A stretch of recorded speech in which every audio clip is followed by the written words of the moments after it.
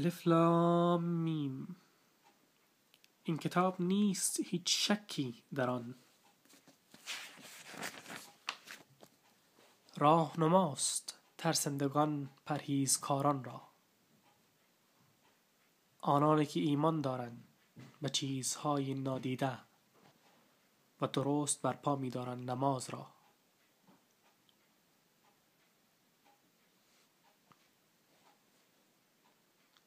و از آنچه عطا کرده ایم ایشان را خرج می‌کنند. و آنانی که ایمان دارند به آنچه نازل شده به سوی تو و آنچه نازل شده پیش از تو و به آخرت ایشان یقین دارند. آن گروه ستوده بر هدایتند از جانب پروردگارشان و آن گروه ایشانند راستگاران.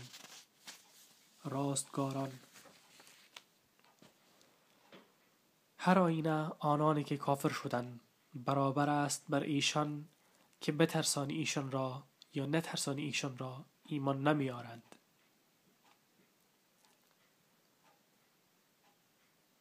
مهر نهاده است خدا بر دلهایشان و بر گوشهایشان و بر چشمانشان. یک نوع پرده است. و ایشان را عذاب بزرگ و بعضی از مردمان کسانی اند که میگویند ایمان آورده ایم به خدا و به روز قیامت، حالان که نیستند ایشان مؤمنان.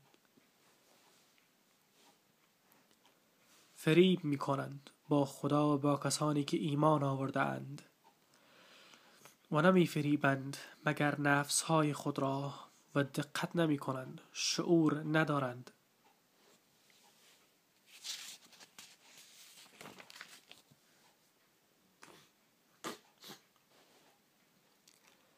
در دلهای ایشان یک نوع بیماری است، پس افزود به ایشان خدا بیماری را و ایشان راست عذاب دردناک به سبب آنکه دروغ می گفتند. و هنگامی که گفته شود به ایشان که فساد مکنید در زمین، گویند جز این نیست که ما اصلاح کارانیم. آگاه باشید هر آینه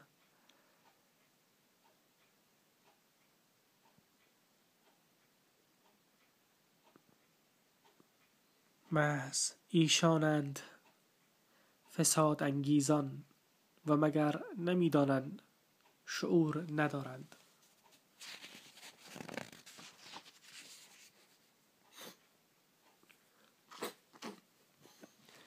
و هنگامی که گفته شود به ایشان که ایمان بیاورید طوری که ایمان آورده مردم، گویند آیا ایمان بیاوریم طوری که ایمان آورده بیخردان؟ آگاه باشید هر آینه خاص ایشانند بیخردان و مگر نمیدانند.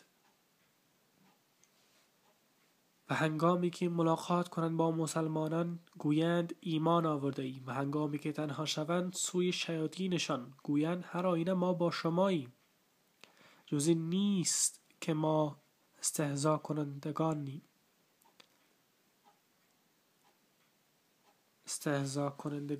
به مسلمانان.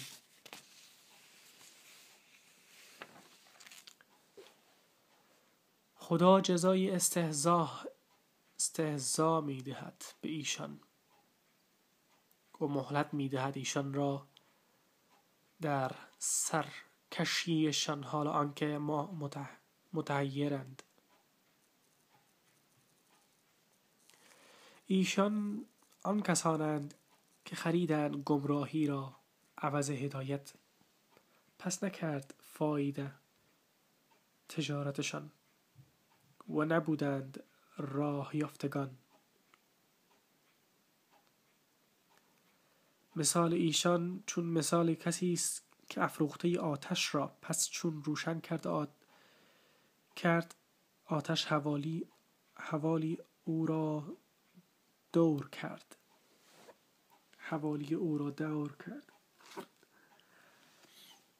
خدا روشنی آنها را و گذاشت خدا روشنی آنها را و گذاشت آنها را در تاریکی ها.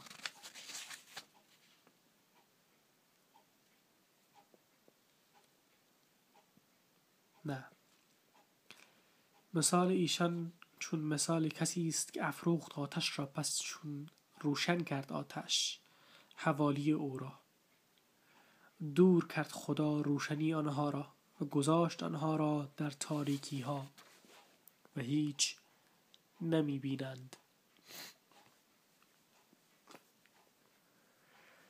ایشان کرند، گنگند، کورند، پس ایشان باز نمی گردند از گمراهی. یا مثال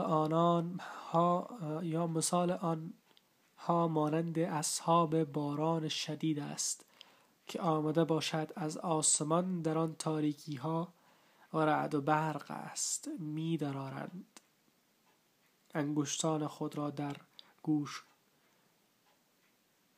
گوش های خیش از صاعقه ها، از ترس مرگ و خدا احاطه کننده است.